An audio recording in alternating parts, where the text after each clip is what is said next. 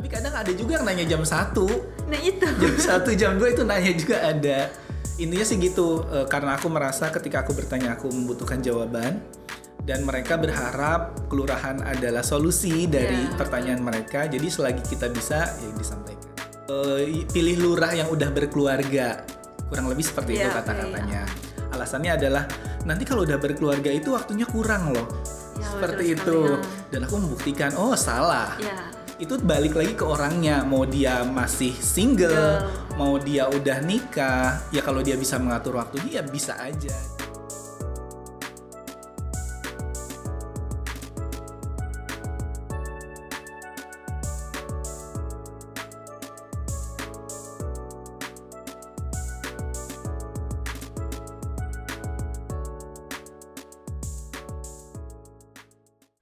Oke, bismillahirrahmanirrahim. Assalamualaikum warahmatullahi wabarakatuh.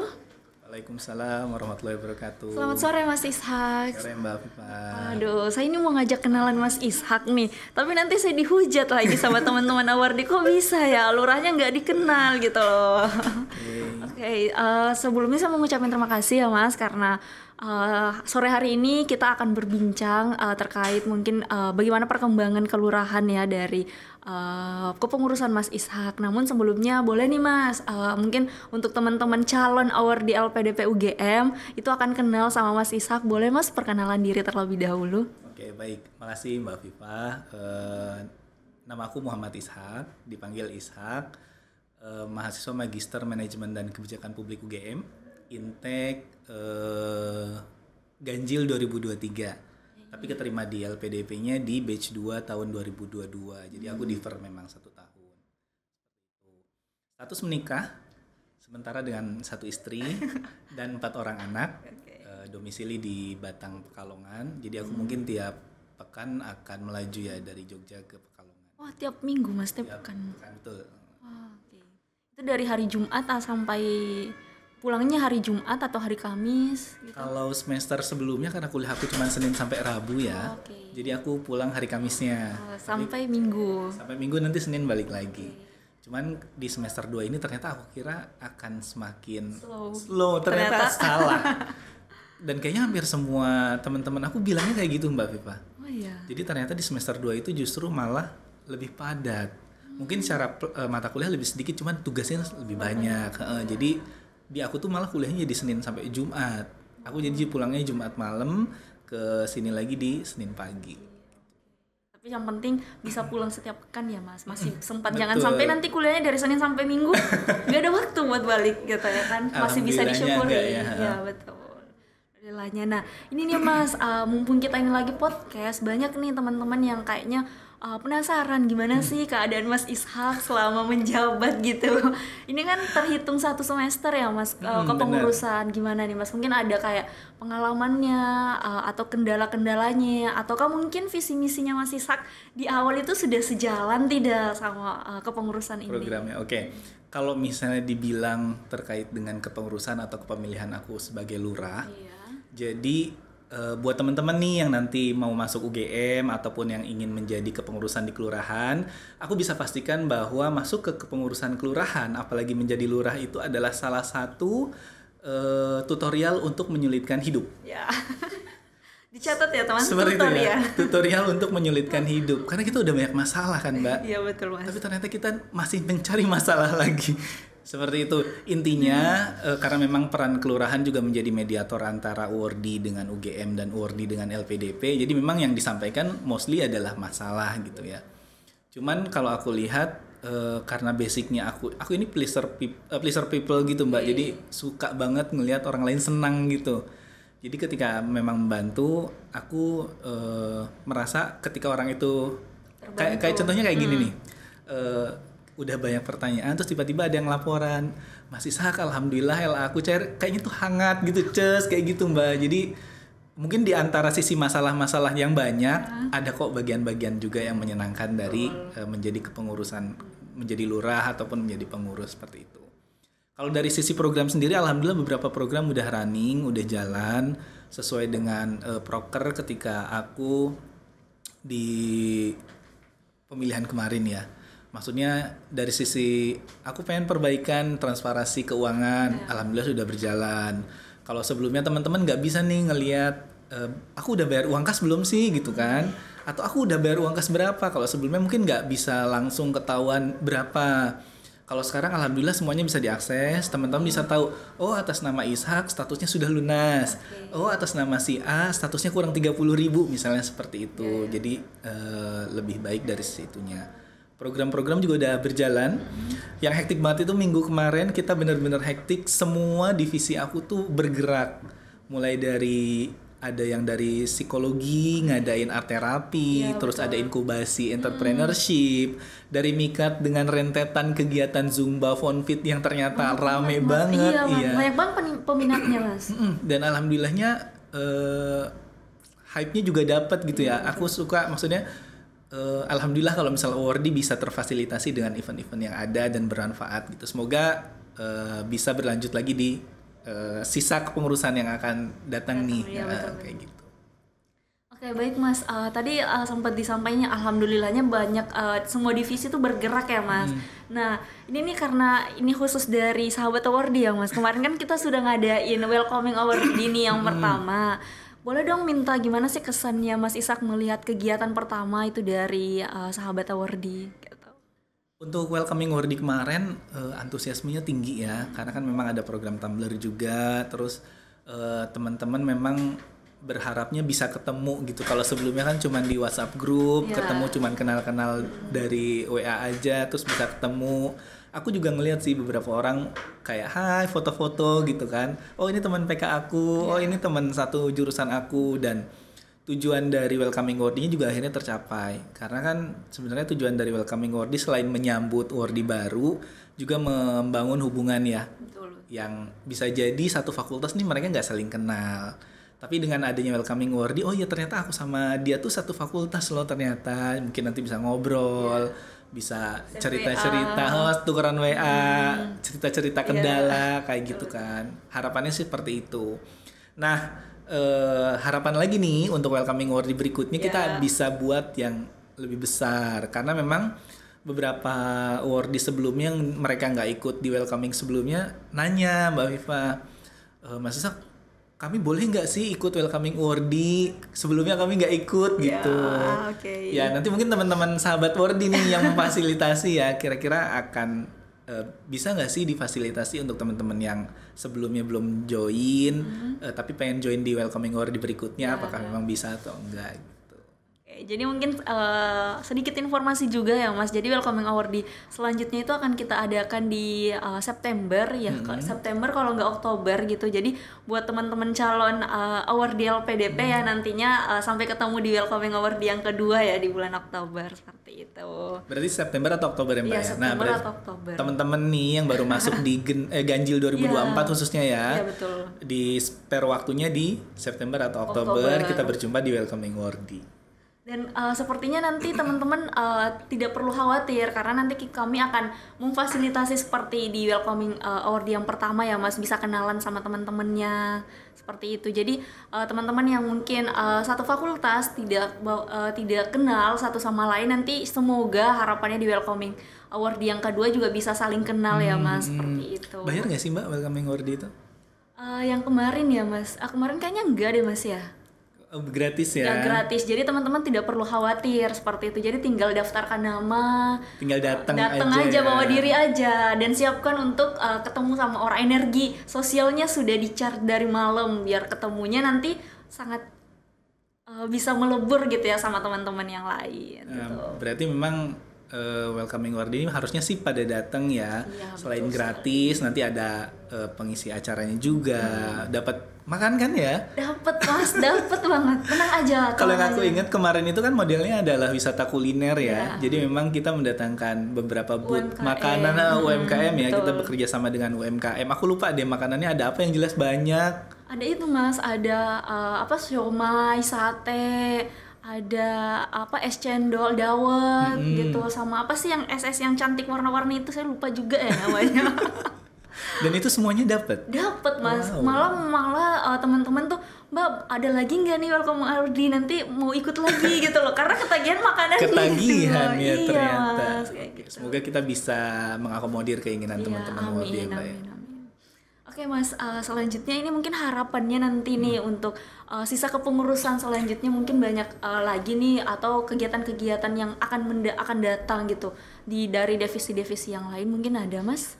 Kalau untuk semester berikutnya, untuk program kita masih ada beberapa yang belum running memang. Kalau misalnya program rutin itu akan terus berlangsung, seperti dari divisi minat dan bakat itu akan ada sports calling, ataupun misalnya dance calling dan lain-lain.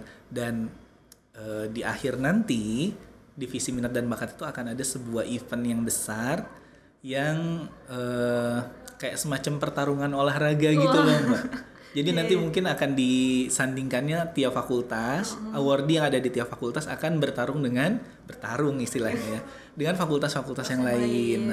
Kita sebutnya nantilah. Oke, jangan di-spill dulu Mas, jangan di-spill. Jadi teman-teman harus terus pantengin Instagram LPDP ya Mas, LPDP UGM, supaya teman-teman tidak ketinggalan informasi dan kegiatan-kegiatan yang tentunya sangat seru nantinya, seperti itu. Oke Mas, di sini saya penasaran ya teman-teman, karena saya juga punya beberapa grup yang sama Mas Ishak untuk menjawab beberapa pertanyaan-pertanyaan teman-teman berdasarkan yang baru masuk belum dapat LOG, belum dapat LOA gitu kan. Nah, di tengah kesibukan Mas Ishak nih, masih sering loh atau masih menyempatkan waktu untuk menjawab pertanyaan-pertanyaan, dan itu sangat gercep loh teman-teman.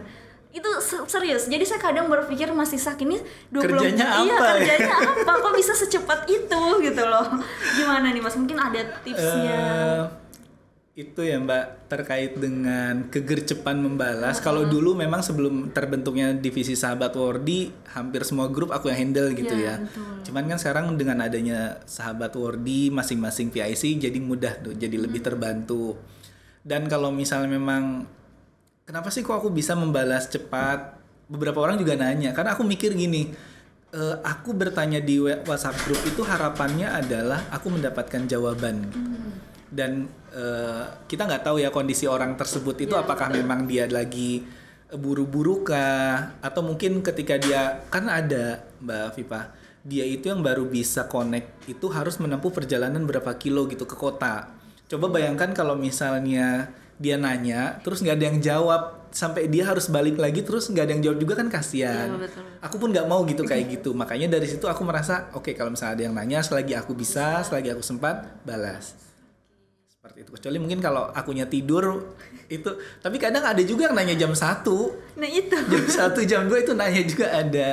Intinya sih gitu, karena aku merasa ketika aku bertanya aku membutuhkan jawaban, dan mereka berharap kelurahan adalah solusi dari pertanyaan mereka. Jadi selagi kita bisa, ya disampaikan. Seperti itu. Aku pernah Mbak, saking banyaknya grup ya. Jadi yang nanya di grup mana, aku jawabnya di grup lain. Itu saking, karena kan dia kalau misalnya grup terus naik ke atas kan. Jadi ketika kita mau reply mungkin ke pencetnya di yang lain. Cuman alhamdulillah sih so far nggak terlalu terkendala ya, selain beberapa kesalahan tadi.